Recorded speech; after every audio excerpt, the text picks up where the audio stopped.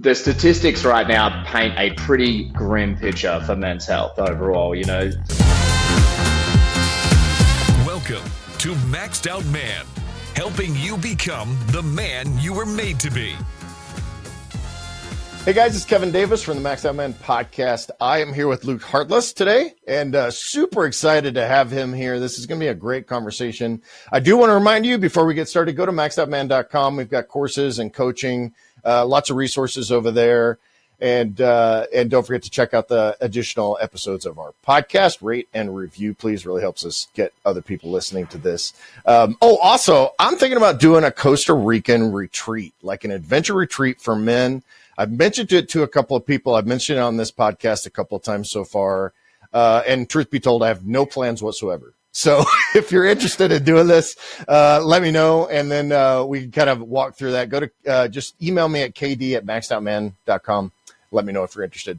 I want to give Luke's short bio here, and then I'll have you fill in the gaps for us. But as a visionary leader and investor deeply rooted in the health and wellness industry, Luke's career is driven by a passion for transformative change and innovation, leveraging his experience in high-performance strategies and advanced technology, including AI. He's committed to disrupting traditional health paradigms to disrupt the current landscape of the industry. His business, MNLY, is that what it's MNLY, so MNLY, is pioneering a new approach to men's health, redefining performance and well-being through advanced technologies and evidence-based solutions, not just making this stuff up as we go along, right?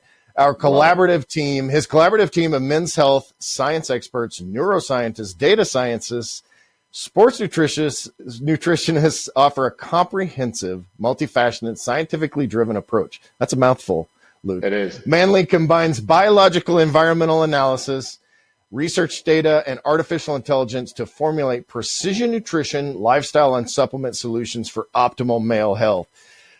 That's so exciting about everything that's going on. I've got a buddy of mine that's also kind of in this general space. And it's just, it's something I hadn't really been exposed to until probably 6 months ago. And I'm just like, this is so cool, especially like as a data nerd, as an exercise physiology guy back in the day. This is so cool. So thanks for coming on board, and I'm super excited to talk to you. This is gonna be awesome. Yeah, mate. That was an extensive bio. I appreciate you having me on, man. I'm looking forward to diving in and jamming. Yeah, so that tested my reading skills, I guess, and the ability to do that. But hey, fill in the gaps for us. I know that you do.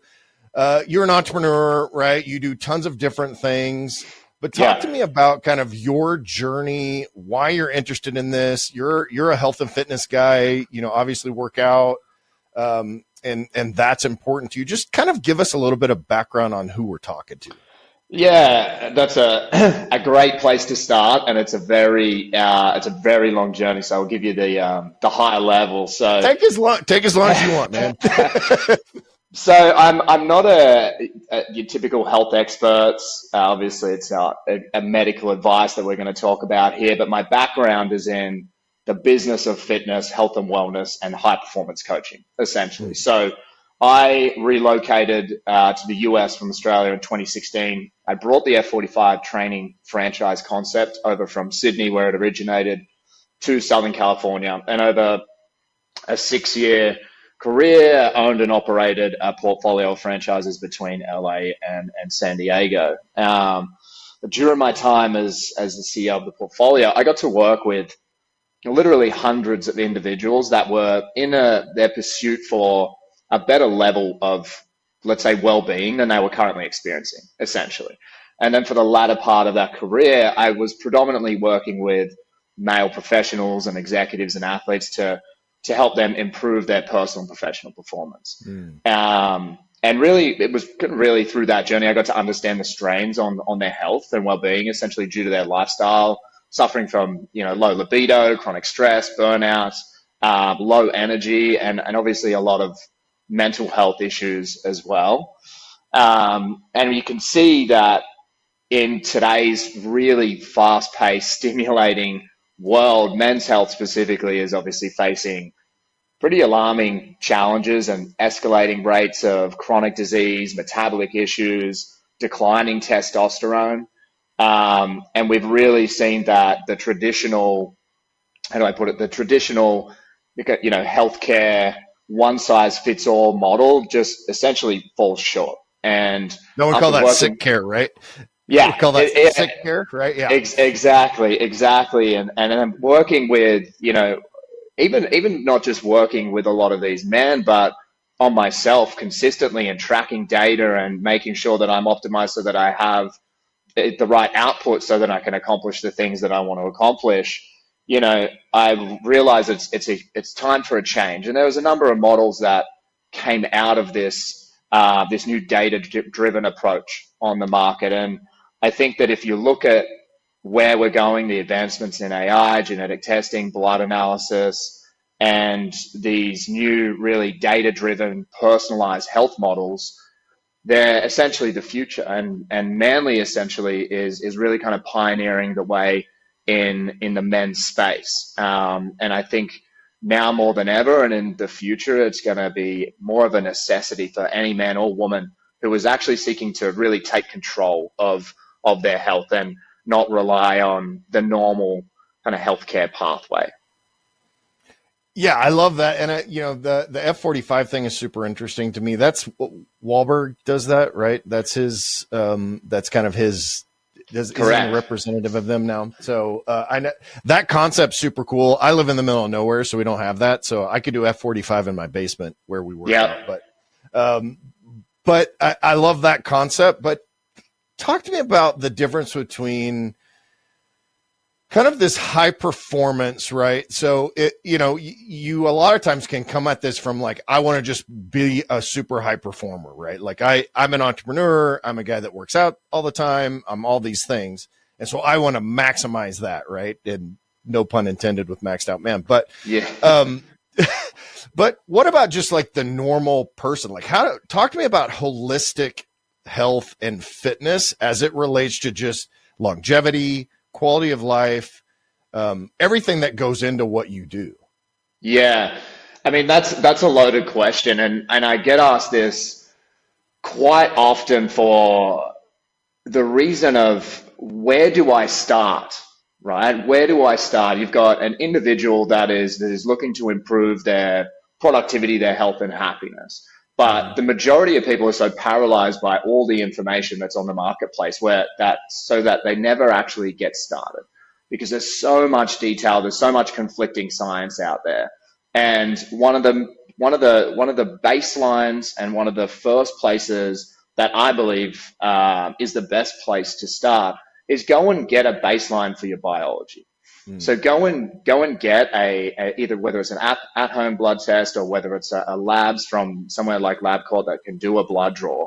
Because until you have that baseline, until you understand really what's going on underneath the hood, you're essentially flying blind. And it's really hard to implement any really effective nutrition, lifestyle, supplemental protocols or regimes or programs until you really understand what's going on from a biological standpoint.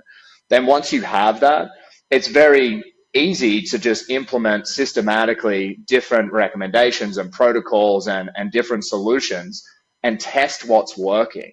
That's the beautiful thing about not just what Manly is doing, but where the industry is going right now is it's all data driven. So it's all evidence-based solutions. You don't have to trust me. You don't have to trust Manly or the company. You don't even have to trust your doctor. You now have access to go and get the data sets that you need so that you can understand what's going on from a biological standpoint and even from an environmental health standpoint. And then you can implement solutions and changes and then retest in 3, 4, 5, 6 months. And then you can see what's working and what's not. And then you just adjust and improve from there. And I think, and it goes back to when, Whoop, I'm wearing a Whoop right now, cheeky plug there, but Aura right here. For ring, I have an Aura as well, and I've gone back and forth between both. I love both companies. And it goes back to when they first came on the market is there's now you have so many data sets in real time about what's going on from your biometrics. What they didn't include was actionable steps once you have that data. So you have the data, now what do you do with it? And so prior to launching Manly and having this model that we now have now in this precision health vertical, I would always coach my clients to look at the data and then use that data to reverse engineer what they did to either A, accomplish those results, or B, or accomplish the negative results. And then how can we improve the day before or whatever those metrics are to then improve the results over time. So for instance, if you're having poor sleep, it's reverse engineering what you're eating, what your lifestyle habits are, and what those items are that you are essentially doing that day to accomplish that poor sleep result. And then the opposite as well is if you accomplish a great sleep score and you're feeling generally very energetic and you've got a lot of vitality and you're clear, you've got no brain fog, you can focus.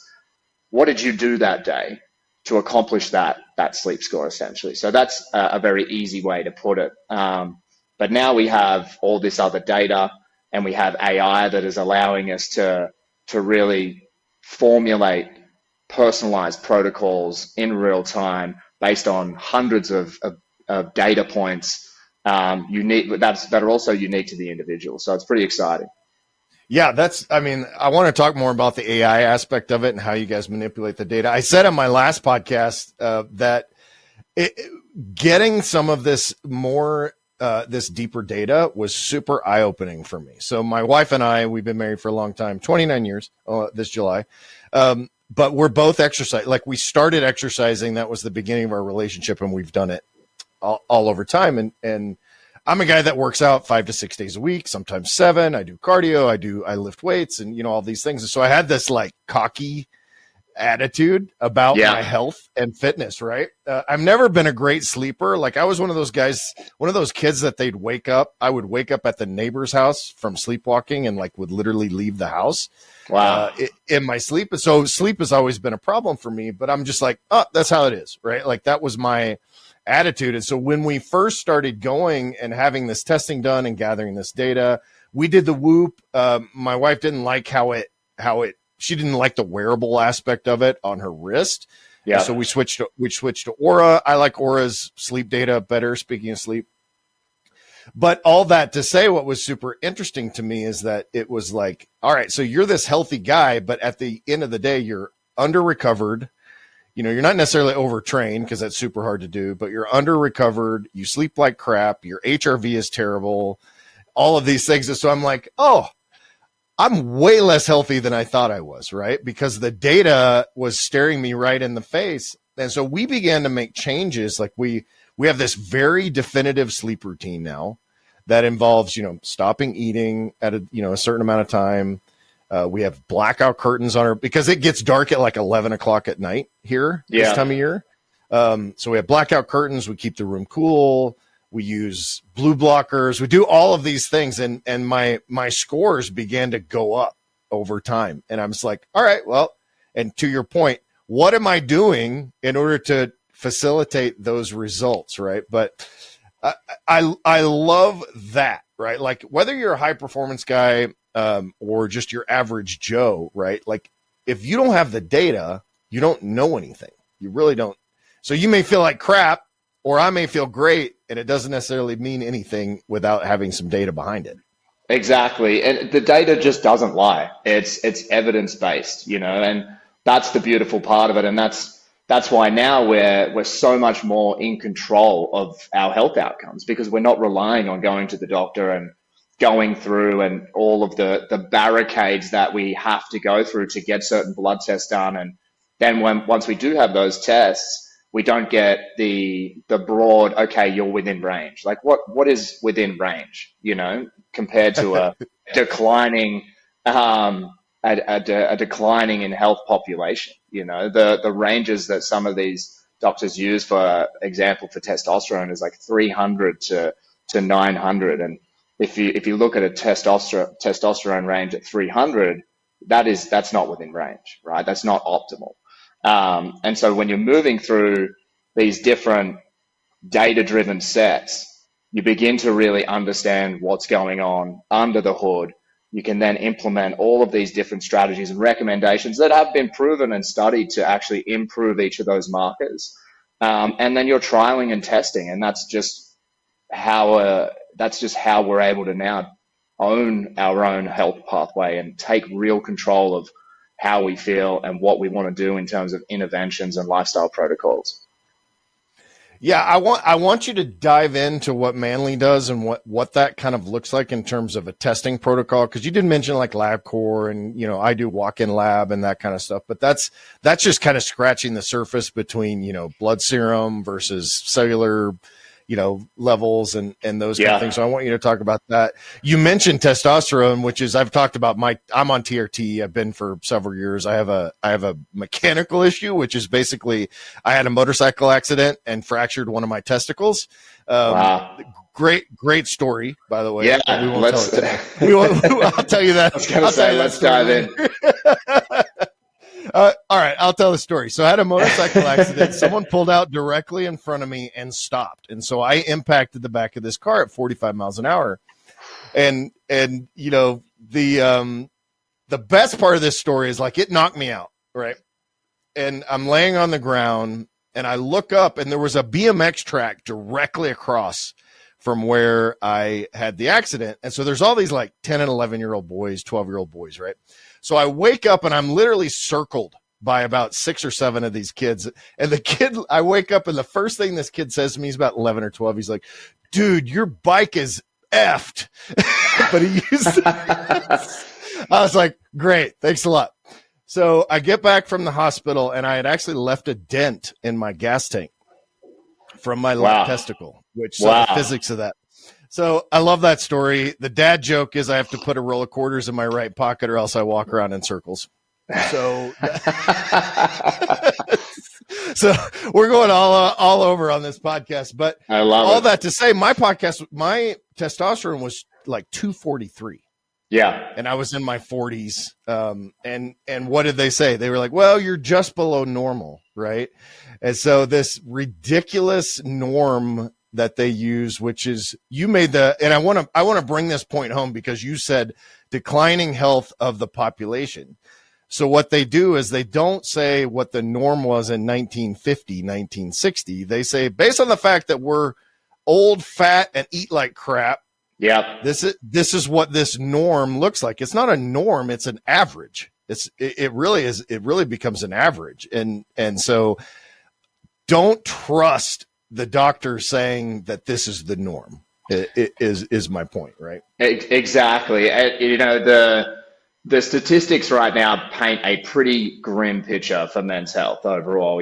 Studies are showing that I believe don't quote me on this, everyone. It's a 1% decline per year across all populations for testosterone levels. And over I believe it's over a third or 35%. Of men in the US are classified as overweight, which then contributes to chronic health issues, diabetes, cardiovascular disease, and it's 52% of men. All men are experiencing low libido as well, and then you have obviously the increase in male suicide rates. We're 4 times more likely to commit suicide than women as well, and most men are afraid to speak about the mental health issues. So the statistics right now are pretty alarming.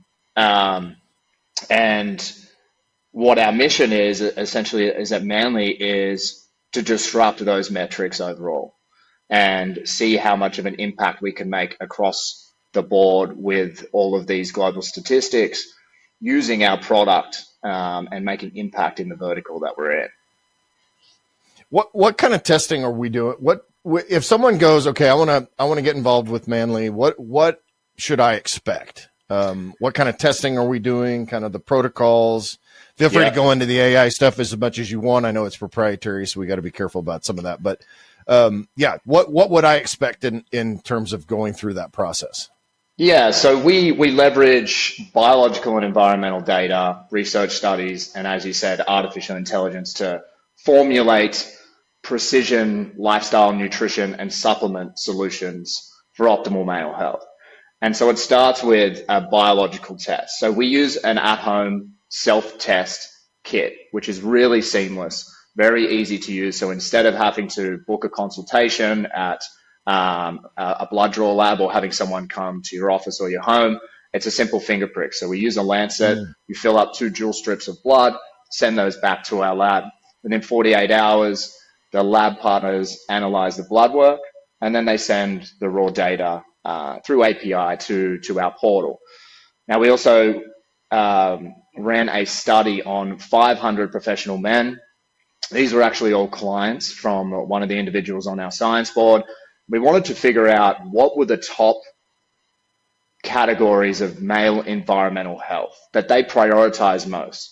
And it ended up being focus, confidence, stamina, mood, sleep, libido, and recovery. So we built an environmental health assessment. It's 80 questions to cover those pillars. And with those data points, it's over 100 data points that we test. We plug those into our portal, and then our AI populates a comprehensive health report. So we provide not only the results, because that is one of the issues that we've seen in the past that we're currently seeing with telehealth is you'll get bloods drawn and you'll get a PDF or report that just tells you a bunch of numbers and doesn't give you an understanding and an in-depth understanding of what the biomarker is, what your result is, and how that correlates to your overall health. So our model populates the comprehensive health report. We have different scoring algorithms to give you an overall view of where you sit on the spectrum up against the rest of the data that Manly has, the data sets that Manly has. So it gives you a really in-depth understanding of where you currently sit holistically, and then overall with each biomarker and each health category as well. Yeah. Go ahead. Keep going. So in terms of what we test for, now, as I said, we use an at-home blood test. So because of the nature of the at-home blood test, you are limited to the amount of biomarkers that you can test for.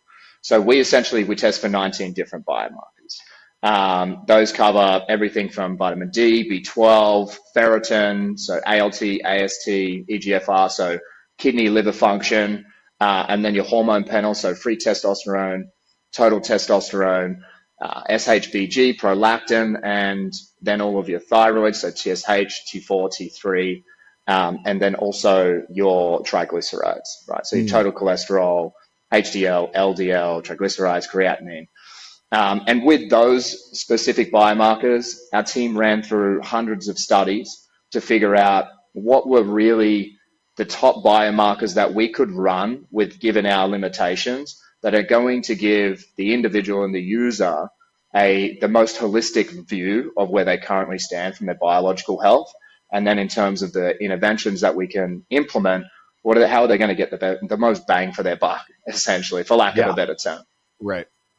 And how do those what kind of interventions are we talking about? I want to ask you that, and I also want you to kind of define for me what this holistic health thing means. I talked to my last guest. We were talking about he's a doctor of naturopathy.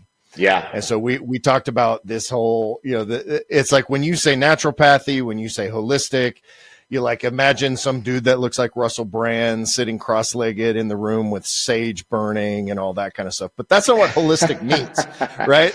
Holistic, holistic is what? Like, define what holistic is, and then I want to talk about the intervention aspect of how all of that fits together for Manly and what you guys do. Yeah, I love that. It's kind of a two-part question, with the holistic and functional health. So instead of going your traditional route, what we do is we're trying to treat the root cause of the issue, right? So instead of focusing specifically on top level kind of medications and things like that are going to be more just a band-aid. The functional health really kind of treats the root cause of the issue. And when we're looking at the data sets and the biomarkers specifically, and we can see what the deficiencies are. So looking at if you have poor sleep, which can relate to a ton of different health issues, chronic disease specifically as well, we're looking at why are you having poor sleep? It's like, okay, you're deficient in vitamin D. So we treat the vitamin D deficiency, for example. And that's going to obviously improve your sleep, improve your energy levels, reduce cortisol levels. If you're looking at, issues that come up from increased cortisol levels and inflammation, it's looking at the issue of why do you have increased cortisol levels and how can we essentially treat what that issue is. So going really to the root cause. Was that a clear explanation for you? I do think that's clear. Can you walk me through those pillars? You went right through those pillars pretty quickly. I'm interested in what those pillars are, kind of like definitively, and what things that men can do to kind of improve those in general. Yes. And I'm also interested. Well, we'll start there, and then I'll ask you another follow-up question after that. Beautiful. So we have essentially seven core pillars that we analyze for in our environmental health assessment. And those are focus, stamina, confidence, mood, sleep, libido, and recovery. And so basically what we do is we look at where you score on each of those specific pillars. And then our model will essentially select the top 3 to 5 interventions that have been historically proven to improve those markers over time the most effectively, right? So when you're looking at the focus or the confidence or the stamina consistently, it's what can we essentially do to improve those markers. And when we're looking at those different interventions, it's things like meditation, it's things like breath work, cold plunging, flow states, and we're looking at a real spectrum of a lot of biohacky stuff, which is pretty exciting. When you have an individual that has low libido, for instance, where we're using interventions like things that have been proven, they're a little unorthodox, like icing the testicles for 10 minutes, 3 to 5 times a week, which actually has been proven. So when you cool the testicles, it actually improves the sperm count significantly as well, which increases your testosterone. So I shouldn't be holding them whenever I'm doing the cold plunge. I gotta just let them. I mean, they're not free. They're not free because they're freaking cold. But so that's exactly. Exactly. And when we look at the stamina category, we're looking at how can we mitigate burnout, right? And it's like, how can we implement more time blocking? How can we implement more of a structured schedule so that you're taking regular breaks? As I said, walking, meditations, a lot of breath work, and then also sauna, ice as well, like I said. And when you're sitting in a sauna or an ice bath and you're doing that breath work, it's about mitigating the risk of having a poorly operating nervous system, essentially. And so a lot of the work that we do is with obviously professionals. And so looking at the chronic stress, looking at the burnout that these guys experience, and looking at the data that we have based on the stamina and the focus and the energy levels of most of the data sets that we have from the users that we have on right now, it's very, very clear and it's very apparent that those kind of interventions are highly, highly, highly effective, but they're also not so mainstream that everyone can understand how to just implement those very easily, right? Yeah, and there's biomarker. You've got the biomarkers also that go along with it. One thing with like cold plunging or any stress-inducing activity, right? If you're using HRV or cortisol levels or any of these things, you're like, all right, well, my body is, intermittent fasting falls into this too. So if my body's already getting its ass kicked from a stress standpoint, there are certain behaviors, and feel free to disagree with me on this based on what you know. There are certain things that maybe you on a certain day you modify or avoid or whatever, so as to not increase cortisol, to increase the stress level. Is that kind of what you guys bring into account? Exactly. So if your body is already under a lot of stress, right, and your cortisol levels are already quite high, so going into an extreme temperature sauna, for instance, if your immune system's been shot and you're not feeling great, going into an extreme temperature, a 200-degree sauna, is not going to do you any good, right? And it's also the same essentially with an ice bar. And so it's all about understanding how you're feeling, right? But having that data and then implementing the interventions, trying to see and gauge how they're working in real time, and then doing those retests to obviously see what's actually effective and what's not. Yeah, I love that. Are you guys doing much with HRV? That was kind of At the moment, we're not. I haven't. Okay, that was kind of a new thing that I hadn't really learned. I'd really never heard much about it. I know the data is still kind of ongoing, which is heart rate variability and its relation to stress and all. Mine's low. My wife loves those numbers because she's like, I'm so much healthier than you because mine's high. But they're all kind of baseline numbers.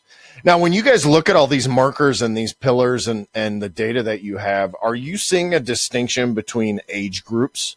Like a lot of the guys that listen to this are 40 plus, but I also have a lot of guys that I'm working with that are in the 18 to 30. Right. And I'm trying to kind of help these younger guys, right? Like that's one thing I really have a heart for is reaching into the younger guys on, their health and goal setting and marriage and family and those kind of things. But I'm interested in what you're seeing across the board. That's a great question. So we've tested currently about 150 individuals so far. We've been on the market only a few weeks now. So we've tested about 150 individuals, and we have such a broad range of demographics. But if you look at the statistics and what we're meant to be seeing, it'll be interesting when we go and do the retesting, which is actually starting at the end of this month. So hard data in terms of retesting and what those actual percentages are for improvements on each marker, I will actually have at the end of the month. And I'd love to be able to come in blazing with exactly what we have right now. But if you look at the stats, 35% of men over 45 have significantly lower libido than, 10 years ago as well. And if you're looking at, any individual, the men over 25, I believe, are experiencing higher levels of chronic stress than 10 years ago as well. So the difference in age group is going to be pretty apparent for us as soon as we start retesting, for sure. Yeah, and I think the scary thing is that the differences probably would not be as extreme as what we would hope they would be, right? Like you want someone that's 22 to be more healthy, and that's a quote unquote right there, but than someone that's 65. I mean, like just from a baseline data, if they're not doing anything to make any changes, but in reality, that's probably not actually true overall. Yeah, I would think you would think that they would be a lot more separated, but I would say that the data is going to show that they're actually closer to each other than most people would say. Now, so let's talk about young Luke. How old are you? 35. Okay, so you're still young. I'm 51. But if you were like looking back to being in your early 20s, right? Like versus first of all, I wish I had known at 22 what I know now about health and recovery and fitness. And, I have a degree in exercise physiology, so I wasn't taught any of this kind of stuff, right? Like it's just lift weights, eat right, move on with your life kind of a thing.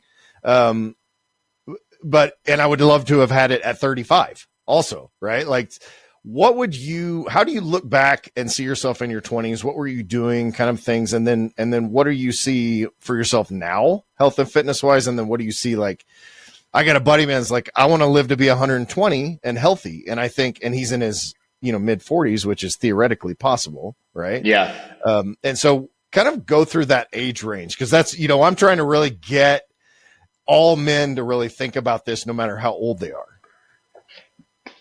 Yeah. So, it was, even though I'm 35, it was a different age back then. Right.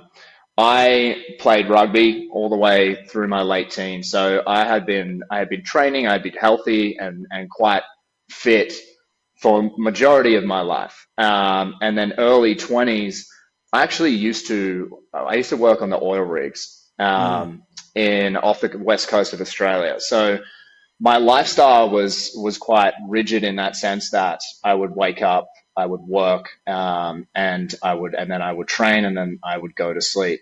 So in terms of looking at what I was trying to accomplish, it's actually different from a goal standpoint to what I've been trying to accomplish, let's say, over the last 5 to 10 years. Back then, it was simply just trying to get as muscular as I possibly can and eating as many calories as I possibly could, clean calories, and lift as heavy as I possibly could. And then over time, as I've aged, as you said, I'm still only 35, but as I've aged, you notice different patterns in recovery. You notice injuries start coming to fruition from football, many, many years ago.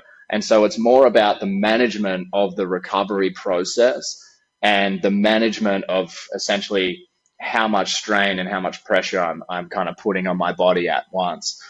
Right now, the way that I train is, I train 5-6 days a week. I don't ever lift to the 1 or 3 rep max like I used to.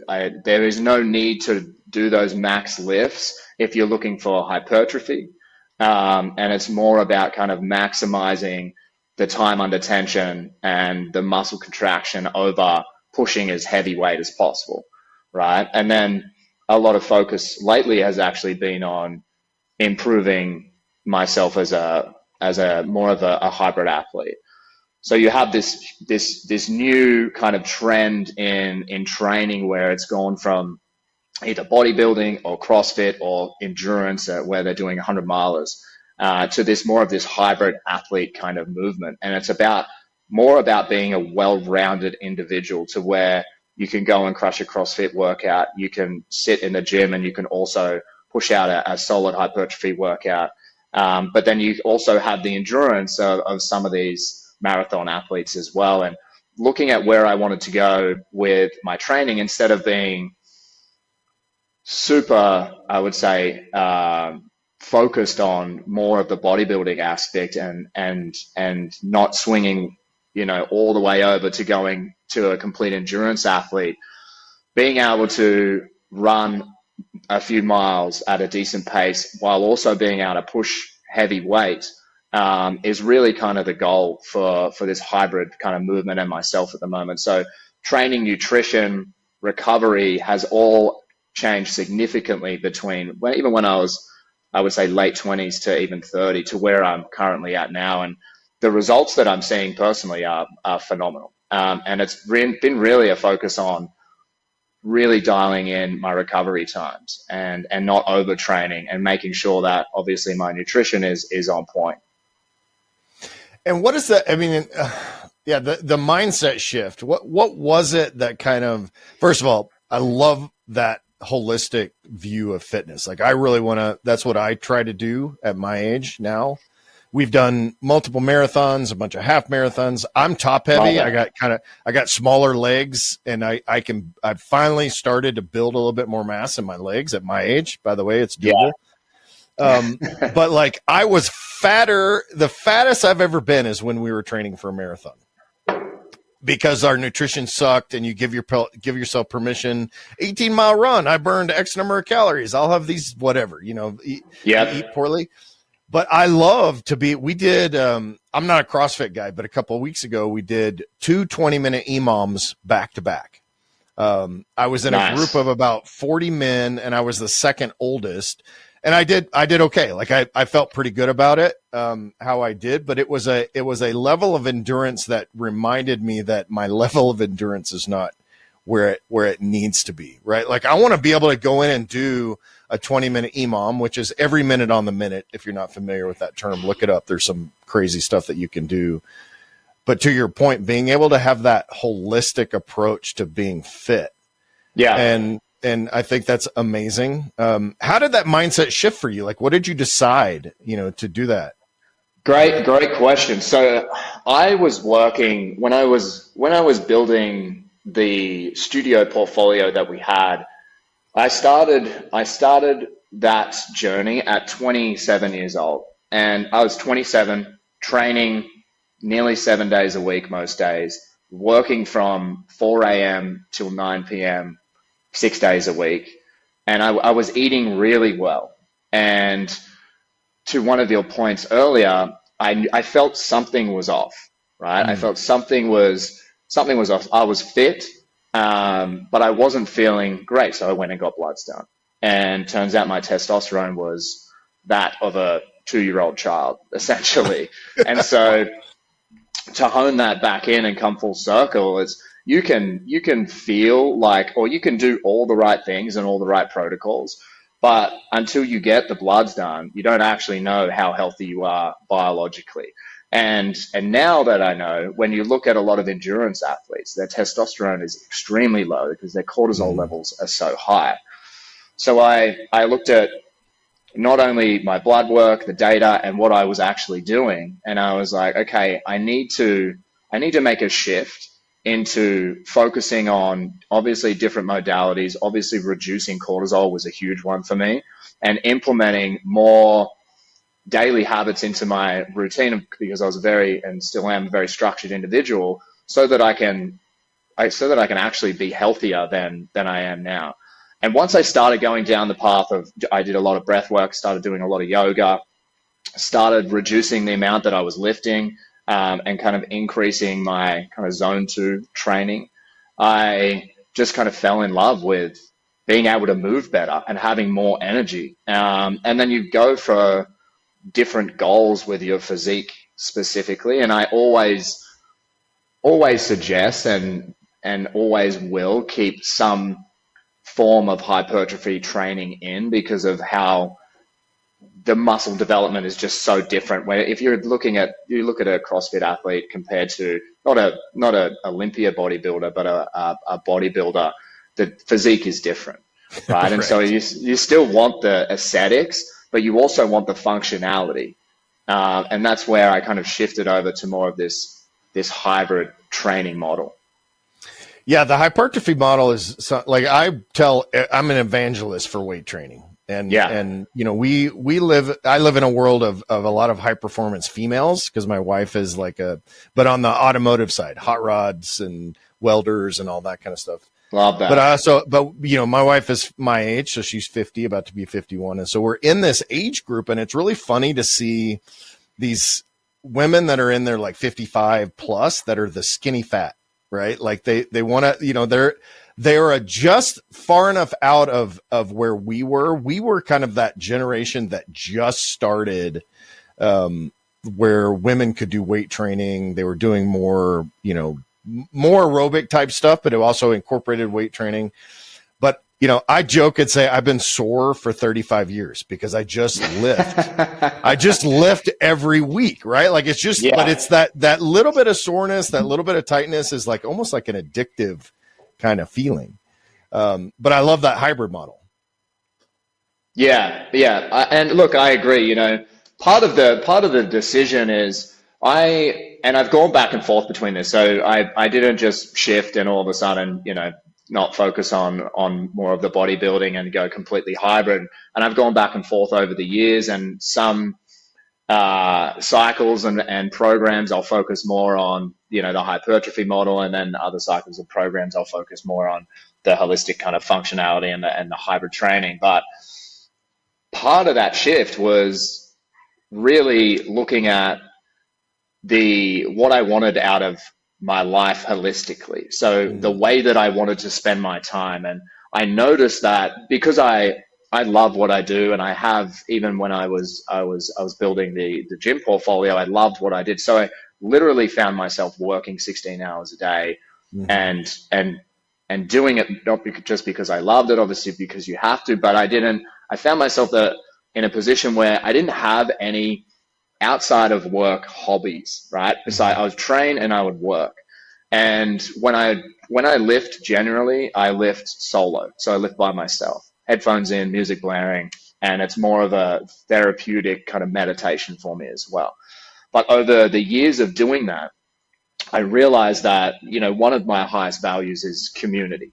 Mm-hmm. And when you don't really have any other hobbies other than training and working, you lose that part of your life. And when I sold all the gyms, that part of my lifestyle went with it, because we had built multiple communities in a number of different cities in Southern California, and we had it was a really good experience to be able to bring that many people together and build a kind of a network where everyone could grow, connect, and collaborate. And I sold that kind of network, and we kept the relationships, but the community aspect was gone. And I looked at, the hybrid model and the difference in interactions with these hybrid athletes compared to more of the bodybuilding scene. And started really kind of hanging out with those guys and kind of pushing my performance with the guys that are obviously, athletically much higher performing than I was at the time as well. And I just fell in love with that process again, and being able to go and hang out with a group of individuals and train with a group of individuals and hike and ruck and things like that, and build that camaraderie. It was definitely a shift in mindset. It was like, this is really where I get more fulfillment out of not just being healthier and fitter and building a great physique, but it's also about, being fulfilled and having a more of a community aspect to what I was doing. Yeah, the community thing, I was surprised because we, like the EMOMs that we did, I was at a men's event, and I think there's 35 guys there. Anywhere from 19 years old to 55 was the oldest. I was the second oldest. But in this particular thing, a guy made the statement that it doesn't matter what level of fitness you are, you still push as hard as you personally can. But the encouragement between the team, we're in teams of 3.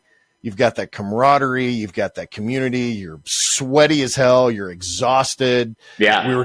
We were doing pull-ups, and I could not physically will myself to do another pull-up, and so it's like, which is a great place but you don't quit. You do the fake ones, basically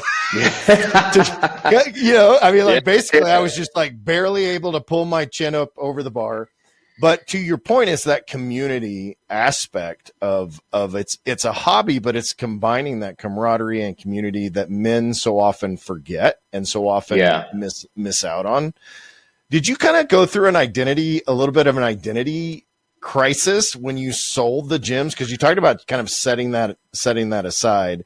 Yeah. And if anybody doesn't know this, if you're a fitness person, your life is from 5 a.m. to 9 a.m., 11 a.m. to 1 p.m., and 5 a.m. to 9, which means your life is from 4 a.m. to 9:30 or 10 p.m. Right. So like that's that lifestyle. But I'm curious if you kind of had any, if that's something that you went through as you and then had to redefine who you were. That is exactly what happened. So a lot of my identity and my success as an entrepreneur was tied to the success of my portfolio, right? And so even though we got acquired in 22 by a private equity firm, and we did quite well for a portfolio of fitness facilities. And once I sold them, I went through, and I was already working on a different model for Manly, different to what it is now. It's advanced significantly since then. And I didn't realize that my success and my identity was tied to those studios. And once I kind of went through this process, I realized that, I slumped into, some form of a lighter form of depression, and not really understanding, okay, who I was, not to the point where I didn't know what I wanted to do, because I knew I wanted to work on this project where we could bring, personalized health to the men's market, but not having that success identity, and all of a sudden having a startup where everything is going wrong all day, every day, and I'm burning through investment funds, I'm burning through capital, and things aren't working, and it's a matter of trial and testing and kind of starting again in a space and vertical that I didn't have the business experience in, essentially, right? I had experience and knowledge in the vertical, but I hadn't operated in a D2C model before. I hadn't used AI before either. And so it was really about, okay, how do I need to position myself as a leader that can attract the right individuals to help me build out this concept? And so I started really shifting into focusing on leadership and becoming a CEO that individuals want to work with and individuals want to invest in as well. And that's been a long process. As you know, it's a lifelong journey of improvement. But when you have a specific systematic approach to growth, and you have a very, very deep understanding of who you are, what your strengths are, what value you bring to the table, and you're able to pitch a vision and then somehow convince people to come along for that journey, and then leave their kind of certainty and come along for the ride with you, and then also pitch people to be able to give you investment for that vision. You find a very unique kind of skill set and confidence in yourself, so to speak. And that, as I said, has just been it's been a wild ride of personal growth for sure over the last 5 years. Yeah, it's interesting because I can hear it in your voice, that excitement of that, Yeah. right? And the irony with all this, I've had conversations with quite a few guys that have been like on that exit path or have had that exit path, and I call it the like once I kind of this philosophy of once I do this or once I get there or once. And the irony is that like here you're sitting probably going through all this situation, and you look at your bank balance, and you're like, wow, that's an awesome number. But at the same time, like, what the hell do I do now? Like you said, you already had some things in the pipeline, but once you tie yourself up into a certain activity or identity, and it becomes a challenge to do that. I think whether you're an entrepreneur, which a lot of the guys that listen to this are entrepreneurs, and we're a little bit crazy, and to your point, you're basically trying to get other entrepreneurial people to come alongside you along the crazy journey. Yeah. But whether you're that, or you're just trying to be a better father, a better husband, a better man, that identity is something that is supposed to grow over time. So like your journey from doing the portfolio, selling it, kind of identity crisis, and then now at a point when you're in your mid 30s to say, look, this is part of my journey, right? Like your journey at 35 is different than your journey at 22. My journey at 51 is going to be different than my journey at 60. And I'm not, for us, we don't retire, right? Like we just find something, Exactly. we just find something new to do. And all that to say, like, if you're listening to this and you feel stuck and you feel in that place where you're just, like contentment is something that is a killer, right? Like if you just, and I say contentment in like, I'm just going to do this. This is just my life now. Right? Yeah.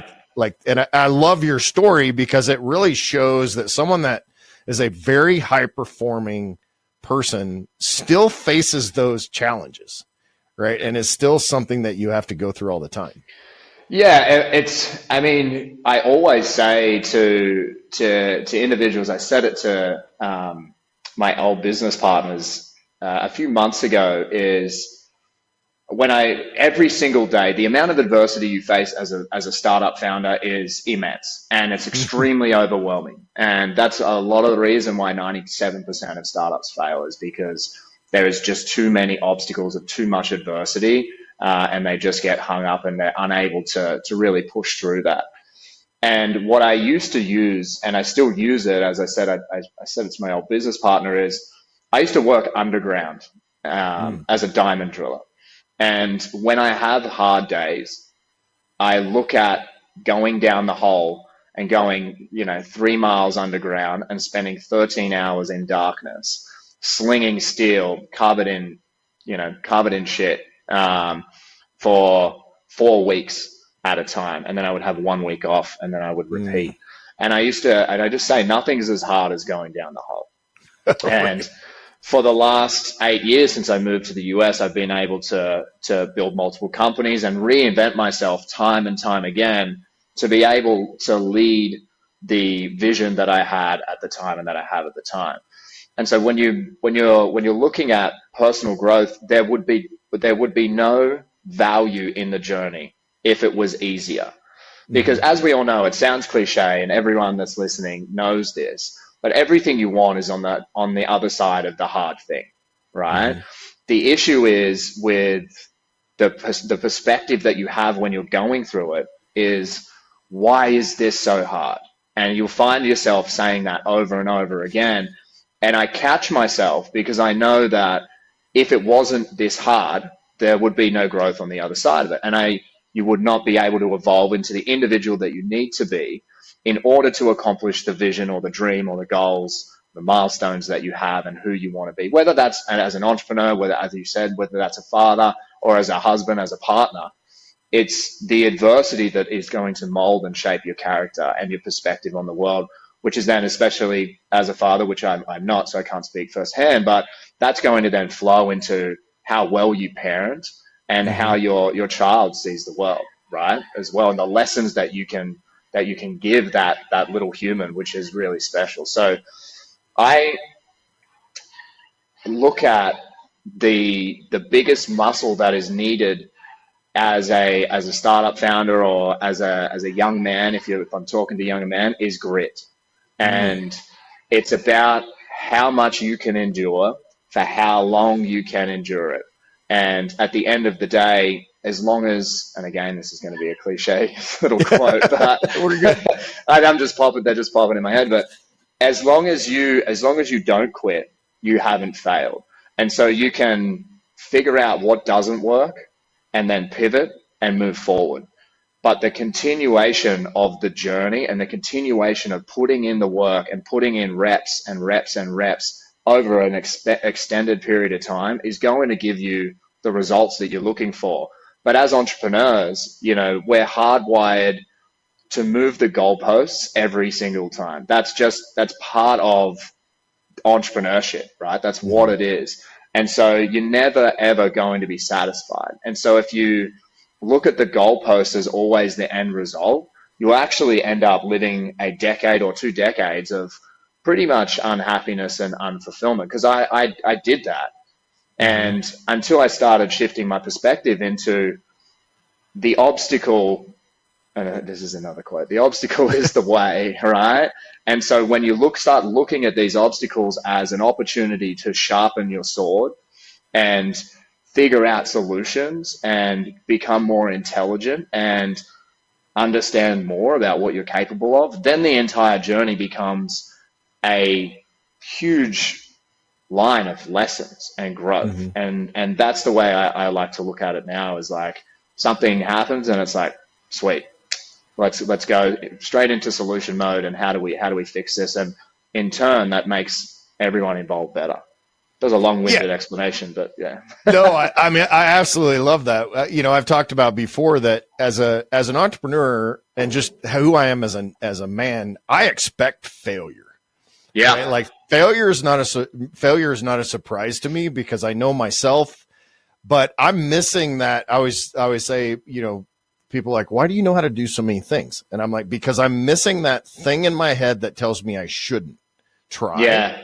And so by trying different things, you learn, and I've redone so many different things, right? Like, so having that, you're not being so averse to failure, I think is a huge component.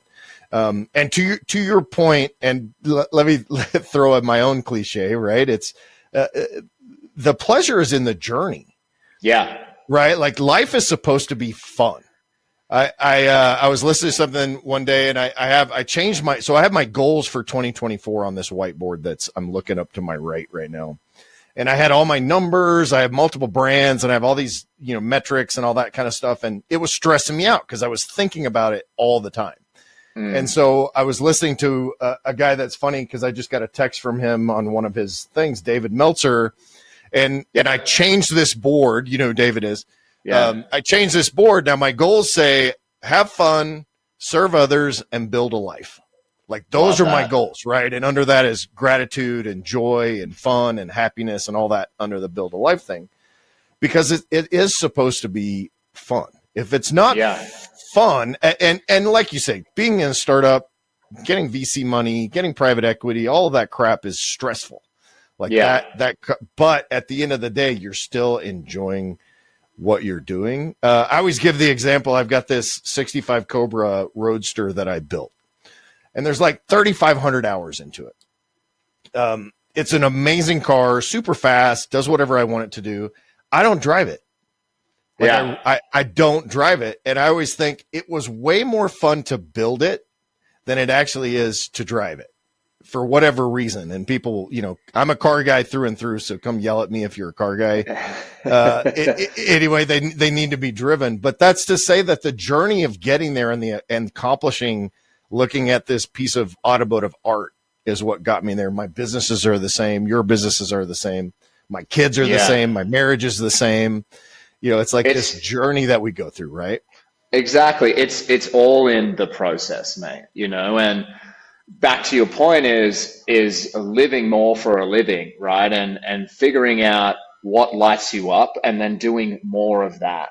A lot of guys, and it's the same in the startup world, like, for the most part, you're wearing every hat that there is to wear in the company until you have the resources, or you can convince people to come on the ride with you. when you figure out how you can optimize a team that is high performing and that owns the vertical that they're in, and I'm just speaking in business here, that gives you then the freedom to then focus on the things that light you up within the business. And when you do that, you're inherently going to move through milestones much faster because you love the work that you're doing.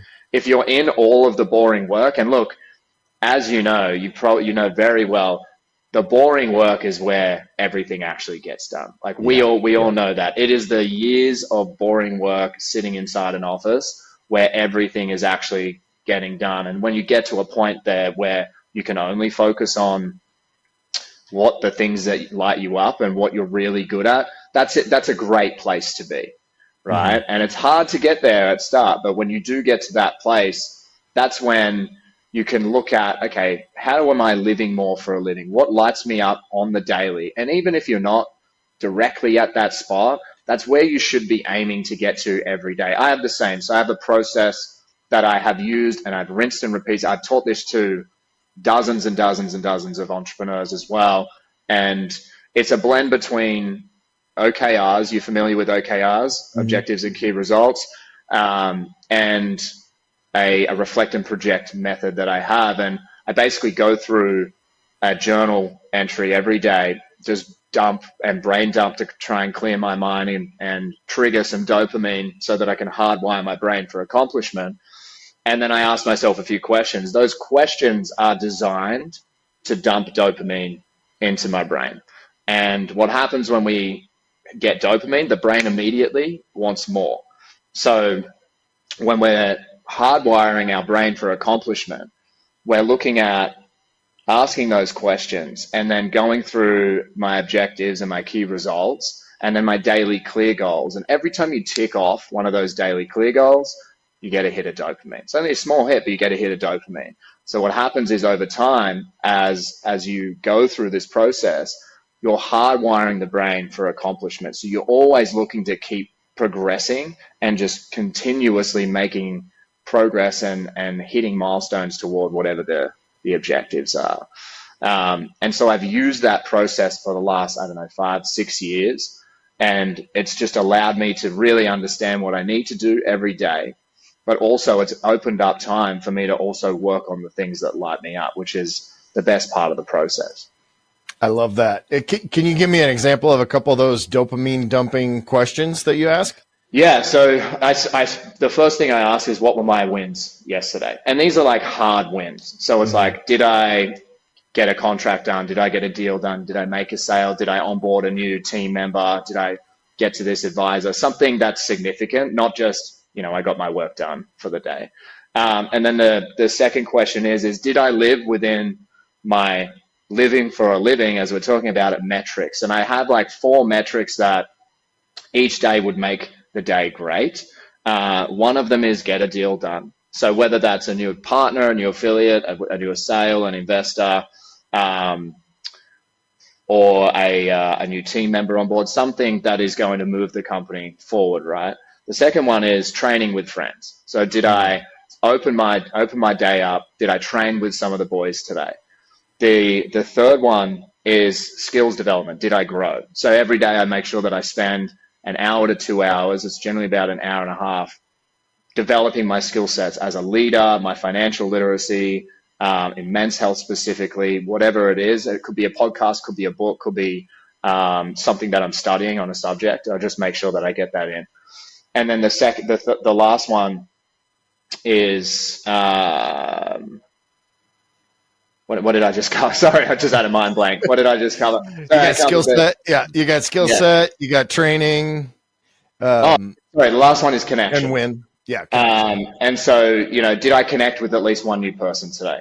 And so I take, I make sure that every day I have something on my calendar, whether it's a Zoom meeting, whether it's a coffee, it could be something on Instagram or social media, where I'm making sure that I'm building and nurturing my network and I'm connecting with one new person. So that's the third question. The fourth is, did I live with integrity today? And so living with integrity means, the way that I look at it is, did I do everything I said I was going to do today? So I have a list of clear goals. And then if I've ticked all that list off, it's very easy for me to have that metric and say, I did, right? Yeah. And then the last one is, what would make today great, essentially. How would I make today the best day I possibly could? And that's objective as well. It depends on where you are in your journey, what you're doing. It's not like, oh, I wish I was on an island in Greece. Like, you've got to be realistic. It's like, I have a startup. How can I make this the best day possible? And then I make sure that I work on doing that for the day. I love that. I love every single one of those. I've talked a lot about celebrating wins. At the end of your day, giving yourself things that you can accomplish at the beginning of the day to kind of set like you're saying, set yourself up for success. I'm pretty excited that I get to be one of the connections for today as this podcast. So you check that off. Check that off. Dude, this has been amazing. I'd love to have an opportunity to, as you guys get farther along, to come back and kind of study more about what's going on with the data and all that. If people want to get involved with MNLY and what's going on, if they want to learn more about you, get some more of your coaching, how do they do that? The best way to understand more of the MNLY model, the product, and everything that we're doing is just jump on the website. It's getmnly.com. There's a ton of information on there. You can also go to our Instagram, which is at getmnly, getmnly. You can also connect with our team on there as well. We're very active on there if you want to ask questions. For myself, it's the same, my LinkedIn, and which is Luke Hartelust, and then also my Instagram, which is Luke_Hartelust, and be happy to answer any questions anyone has. And if you just want to connect, reach out. Awesome, Luke. This has been a big highlight of my day, so I appreciate you taking the time. And let's do it again. Absolutely, Kevin. All right, brother. Thanks for having me, mate. If you're looking to really maximize your life and become the man you were made to be, head over to maxedoutman.com and get your journey started today.